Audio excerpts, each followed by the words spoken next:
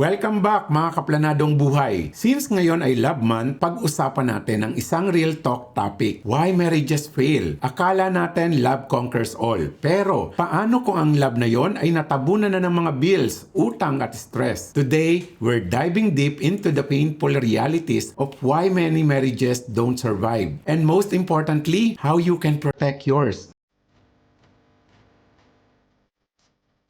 Alam mo ba na money issues ang isa sa top reasons bakit naghihiwalay ang maraming mag-asawa? Let's be honest, love alone won't pay the bills. Narinig ko na ang mga kwento ng maraming couples. Dati were so in love, pero ngayon puro away na lang about money. I just found out na may secret utang pala siya. I work so hard pero parang hindi pa rin sapat. Bakit? Because of number 1, different money mindsets. Spender versus savers. Isang mahilig gumastos, isang laging nagtitipid. Lack of transparency, secret debts at tinatagong gastos. Pangatlo, unrealistic expectations. Hindi kayang i-maintain ang dating lifestyle pero pinipilit pa rin. Failure to plan. Walang emergency fund, walang investments, puro utang. When couples don't communicate about money, maliit na issue nagiging malaking away. Kasi financial planning isn't just about numbers. It's about trust and security.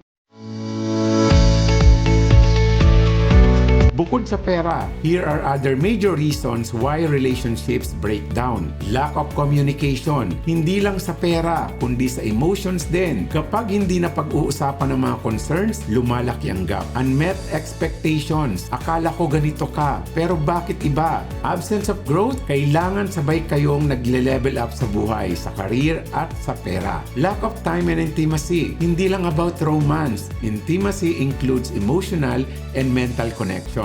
Imagine this, isang misis na pagod sa bahay at trabaho pero hindi nararamdaman ang suporta ng asawa, or isang mister na gustong i-level up ang buhay nila pero walang support sa kanyang pangarap. These little things add up hanggang sa tuluyan ng magkahiwalay.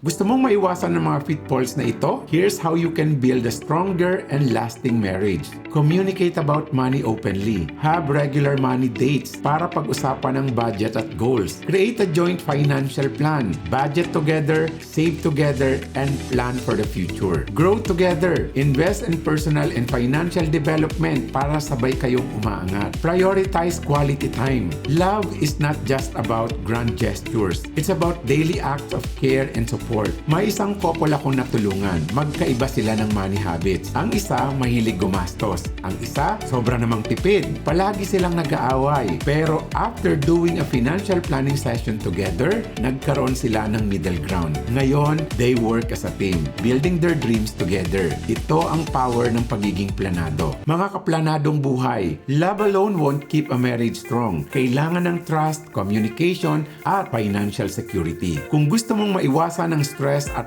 away sa pera, I'm offering a free financial planning and coaching session for 14 couples this Feb Ibig Month. Let's create a roadmap for your future na kayong dalawa mismo ang gagawa. Message me to book your session. Let's plan for a lifetime of love and stability. Thanks for tuning in mga kaplanadong buhay. This Valentine's, let's celebrate love the smart way with planning and commitment. See you in the next episode. Stay happy, stay in love, and stay planado. Tandaan, maunlad ang pamumuhay sa planadong buhay.